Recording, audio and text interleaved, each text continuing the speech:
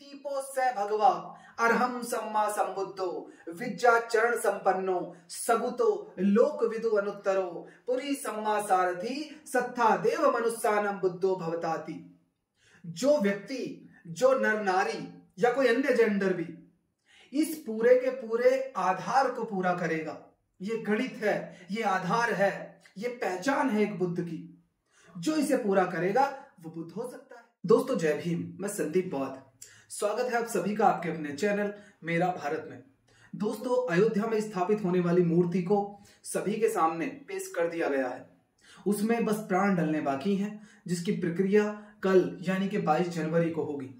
मूर्ति में प्राण प्रतिष्ठा कैसे होती है, कैसे उसको जीवित किया जाता है, ये जानने की जरूरत आप लोगों को नहीं है। क्यों? क्योंकि ये कोई नई प्रक्रिया नहीं है। ये सदियों से, जब विज्ञान नहीं था तब भी चल रही थी, आज विज्ञान के दौर में भी, खासकर जो विज्ञान के फील्ड में है वो लोग भी बड़े शौक से इसका स्वागत करते हैं, इंतजार करते हैं। क्यों? क्योंकि ये कर्मकांड है और उनके लिए ये कर्मकांड बड़ा महत्व रखता है। उस पर कोई सवाल नहीं कर सकता। क्यों?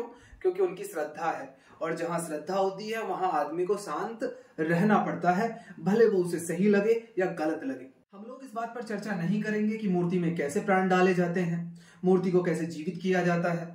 एक मूर्ति जो एक मजदूर बनाता है, उस पर चढ़ता है, कहीं से पत्थर लेता है, कहीं से मिट्टी लेता है, उसे काटता है, छांटता है, उसके बाद उसमें कैसे प्राण डलते हैं और प्राण डलने के बाद वो कितनों के दुख को हरती है, किसका फायदा होता है, किसका नुकसान होता है, ये जानने या बताने की चीजें नहीं है, ये नई नहीं है। इस पर हम चर्चा नहीं करेंगे। क्यों? क्योंकि हमें उससे लेना देना नहीं है। हम चर्चा इस बात की करेंगे कि जो मूर्ति सभी के समक्ष पेश की गई है राम की, उसमें 10 अवतारों में बुद्ध को भी शामिल किया गया है। वैसे तो ये कोई नया नहीं है, इस तरह का प्रचार भी लंबे समय से हिंदू धर्म में किया गया है कि बुद्ध भी विष्णु के 9वें अवतार हैं। यानी कि जिस बुद्ध से ये आज भी नफरत करते हैं, जिस बुद्ध के मानने वालों को ये आज भी गालियां देते हैं, जिस बुद्ध के मानने वालों को ये बुद्धू कहते हैं, तो कभी न जाने क्या क्या कहानियां बताते हैं, उस बुद्ध को भी अवतारों में शामिल किया गया है। बुद्ध को अवतारों में क्यों शामिल किया गया है, ये आप जो बुद्धिजीवी लोग हैं वो भली प्रकार समझते हैं। तो सबसे पहले हम जानेंगे आज कि क्या बुद्ध का अवतार हो सकता है? क्या सही मायने में जो बुद्ध हैं उनका अवतार इस धरती पर कभी हुआ है या आगे हो सकता है? उसका गणित क्या है, उसका प्रोसेस क्या है, हम उसे समझेंगे। उससे पहले दोस्तों मैं आपको बता दूं कि बुद्ध को हिंदुओं ने किस रूप में अवतार माना है, इसकी कहानी आप लोगों को जाननी जरूरी है।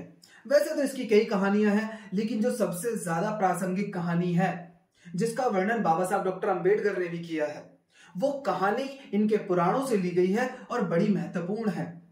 ऐसा माना जाता है कि इस धरती पर जब पाप एकदम खत्म हो गए, सब लोग एकदम सद्बुद्धि वाले हो गए, सब लोग बड़े अच्छे अच्छे कार्य करने लगे, सब लोगों ने पाप करने बंद कर दिए थे, तो जो नरक का दरोगा है, जो नरक का राजा है, जो नरक का शासक है, और वहां की जो मैनेजमेंट कमेटी है, वो लोग बेचैन हो गए। वो लोग गए दौड़े दौड़े ब्रह्मा के पास, क्योंकि वहीं जाते थे सब लोग, सारी चीजें वहीं से शुरू होती थी। वो ब्रह्मा के पास गए और उन्होंने कहा कि हे ब्रह्मा, अब तो कोई पाप ही नहीं करता, अब तो कोई गलत कार्य ही नहीं करता, तो हमारा नरक वाला जो मैनेजमेंट है, जो नरक वाला डिपार्टमेंट है, उसे बंद कर दिया जाए, क्योंकि हम तो खाली बैठे हैं, हमें तो सैलरी भी नहीं मिल रही, हमारा पेट कैसे पलेगा। ये कोई मैं मजाक वाली नहीं बात कर रहा हूं, ये कहानी इसी तरीके से है, मैं बस अपने शब्दों में इसको आप तक पहुंचा रहा हूं। तो ब्रह्मा ने कहा अच्छा ऐसा है तो ठीक है, हम लोग विष्णु के पास चलते हैं। तो वो गए, जैसे अन्य कहानियों में होता है, फिर विष्णु के पास गए और विष्णु से आग्रह किया कि हे विष्णु, इस धरती पे पाप बिल्कुल समाप्त हो गया है, नरक में कोई ग्राहक नहीं जा रहा, तो कैसे हो?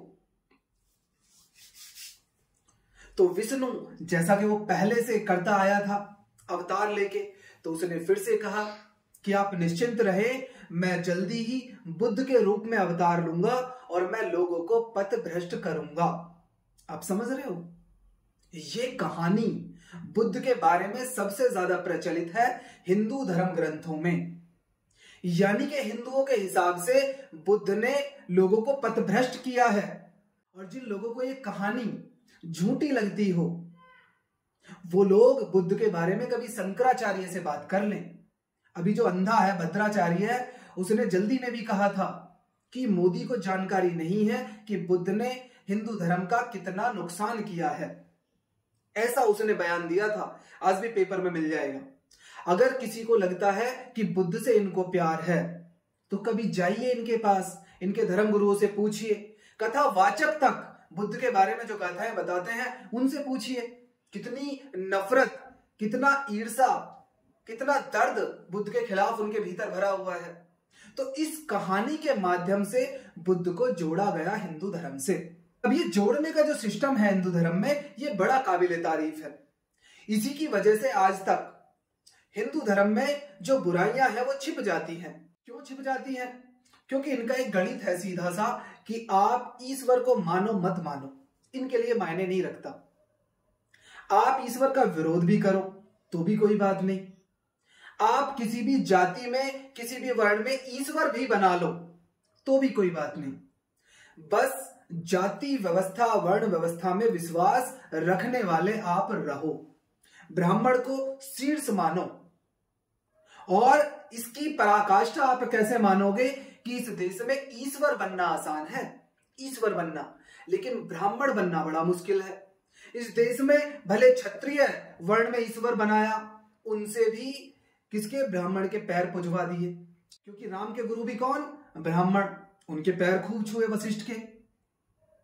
इस देश में वैश्यों में जो ईश्वर बनाए, उनसे भी ब्राह्मणों के पैर छुआ दिए। इस देश में कृष्ण को पैदा किया गया, कहने को यादवों में, लेकिन ब्राह्मण के पैर धुलवा के पिलवा दिए। यानी कि आप ईश्वर बन सकते हो, उन्हें कोई आपत्ति नहीं है।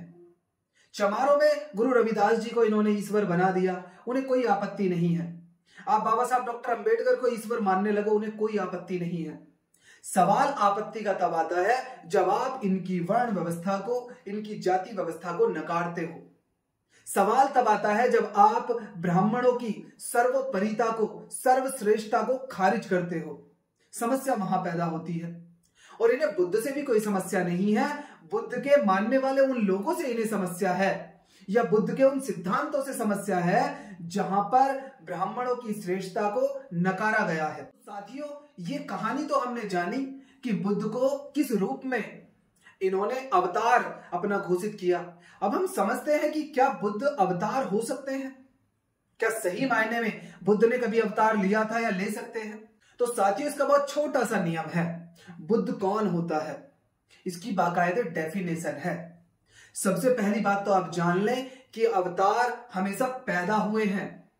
अवतारों का जो आधार है, अवतारों का जो गणित है, वो है अवतार पैदा होते हैं, बनते नहीं है।